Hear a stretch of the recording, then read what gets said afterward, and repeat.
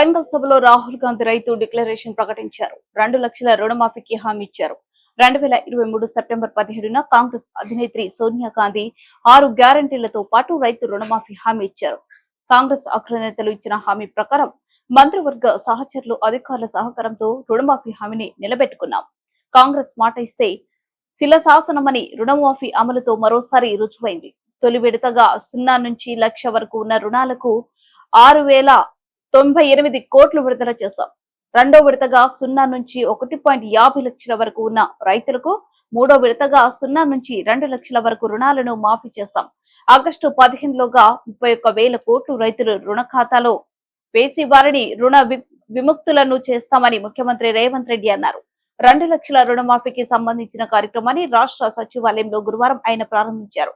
కార్యక్రమానికి హాజరైన ముఖ్యమంత్రికి వ్యవసాయ శాఖ మంత్రి తుమ్మల నాగేశ్వరరావు ఆకుపచ్చ కండువ కప్పి ఆహ్వానం పలికారు. ఈ సందర్భంగా రాష్ట్రంలోనే 577 రైతు వేదికల్లో హాజరైన అన్నదాతలు ప్రజలను ఉద్దేశించి ముఖ్యమంత్రి ప్రసంగించారు. ఎన్నికల ప్రచారంలో భాగంగా 4 కోట్ల తెలంగాణ ప్రజలకు వారు మాట ఇచ్చిండ్రు. ఈ ప్రాంత ప్రజల యొక్క 60 సంవత్సరాల ఆకాంక్ష నాకు తెలుసు, తప్పకుండా అది నెరవేరుతుంది అని.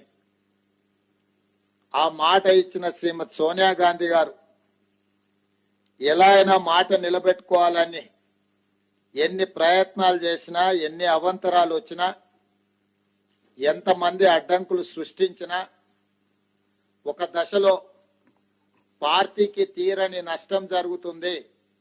అత్యధిక పార్లమెంట్ స్థానాలు, అత్యధిక శాసనసభ స్థానాలు ఉన్న ఆంధ్రప్రదేశ్ లో పార్టీ మనుగడనే కష్టమవుతుందని చెప్పి అన్నా, వాస్తవంగా అది జరుగుతుందని అంచనాకి శ్రీమతి సోనియా గాంధీ గారు వచ్చిన వెనక్కి తిరిగి చూడకుండా మాట తప్పని మడమ తిప్పని నాయకురాలుగా 4 కోట్ల తెలంగాణ ప్రజల యొక్క ఆకాంక్ష నెరవేర్చి తెలంగాణ రాష్ట్రాన్ని ఏర్పాటు చేయడం జరిగింది.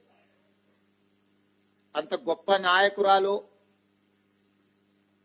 ఈ చరిత్రలో తెలంగాణ ప్రజలు శాశ్వతంగా గుర్తు పెట్టుకునే విధంగా తెలంగాణ రాష్ట్రాన్ని ఇచ్చి 10 సంవత్సరాలు పరిపాలన చేసిన నాయకులు 2014లో రైతులకు ₹1,00,000 రుణమాఫీ చేస్తామని హామీ ఇచ్చి అధికారంలోకి వచ్చి 5 సంవత్సరాలైనా 4 విడతల్లో చేస్తామని, అసలు మిత్తి చెల్లిస్తామని ఆ 5 సంవత్సరాలు రైతులను తప్పుదోవ పట్టించి మళ్ళీ 2018 సంవత్సరంలో కూడా అదే విధమైన ₹1,00,000 రుణమాఫీ మాట ఇచ్చి 5 సంవత్సరాలు పూర్తయినా వారు ఆ హామీని నెరవేర్చలేకపోయినారు. ఇది సందర్భం కాకపోయినా లక్షలాది తెలంగాణ రైతాంగానికి గుర్తు చేయవలసిన బాధ్యత ఈ రాష్ట్ర ముఖ్యమంత్రిగా నా మీద ఉన్నది. మొదటి 5 సంవత్సరాలలో ఆనాటి ప్రభుత్వం చెల్లించింది 12,000 కోట్ల రూపాయలు మాత్రమే. రెండవసారి 2018 నుంచి 2023 వరకు చెల్లించాల్సిన 16,000 కోట్లు, కానీ చెల్లించిన 9,000 కోట్లు కూడా సరిగ్గా చెల్లించలే. 10 సంవత్సరాలు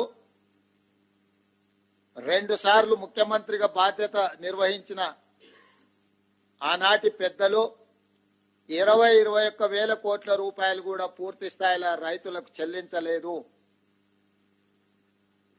ప్రజలకు ముఖ్యమంత్రులన్నా ప్రభుత్వం అన్నా విశ్వాసం కోల్పోయే విధంగా రైతులు ఆత్మహత్య చేసుకునే పరిస్థితులు ఉన్నా కూడా ఆనాడు ప్రజలకు ఇచ్చిన మాట నిలబెట్టుకోలేకపోయినరు. కానీ కాంగ్రెస్ పార్టీ ప్రజా ప్రభుత్వాన్ని ఏర్పాటు చేస్తాం, ప్రజలు తీర్పిస్తే అని చెప్పి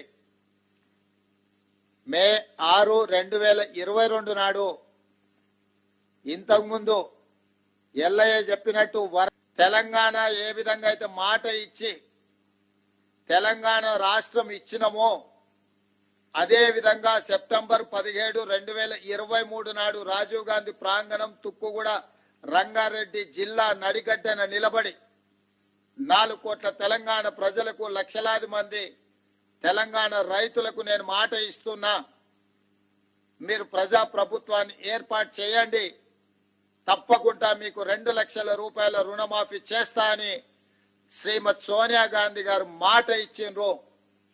అందుకే ఈనాడు మా ప్రభుత్వం మా మంత్రివర్గ సహచరుల సంపూర్ణ సహకారంతో రాహుల్ గాంధీ గారు మే 6, 2022 నాడు రైతు డిక్లరేషన్ లో చెప్పిన 2 లక్షల రూపాయల రుణమాఫీని